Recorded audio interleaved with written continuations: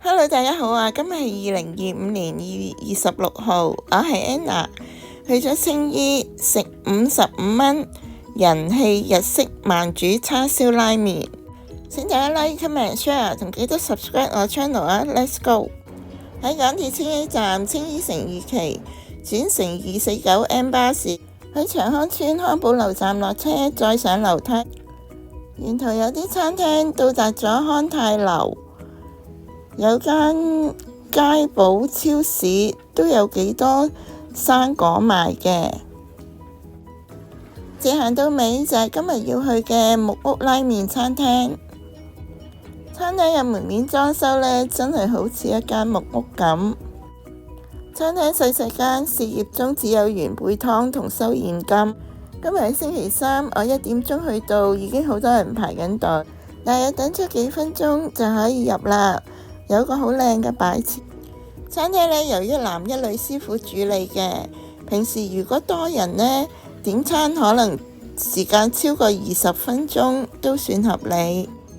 餐廳呢係唔提供飲品嘅，兩邊牆上邊呢都有好多顧客嘅留言，好有特色。大部分嘅留言呢都係讚美嘅。有吧台同埋木嘅台椅，裝修都幾簡潔嘅，調味只有7味粉。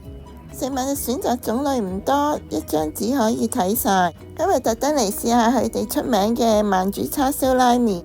慢煮叉燒呢有肉味，夠腍嘅，但係就唔係好滑，唔係入口即溶嗰隻。加10蚊呢就有3至4塊呢個慢煮煙鴨胸。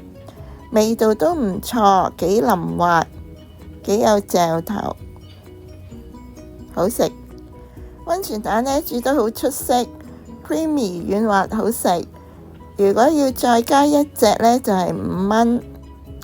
拉麵呢煮得啱啱好，爽口又腍滑，麵質呢都唔錯，十分之彈牙好食。配料呢，有我鍾意食嘅日本醬油漬竹筍，味道唔錯，幾爽口。仲有青瓜、蘿蔔絲同埋葱，提升咗清新嘅味道。原貝湯底呢就比較鹹，可能係預咗加配飯或者拉麵。加拉麵就15蚊，白飯就免費。食完呢都有啲頸渴嘅，可以喺隔離呢間順華國貨嗰度。有各式各樣嘅飲品買嚟飲，55蚊呢碗拉麵呢都算唔錯。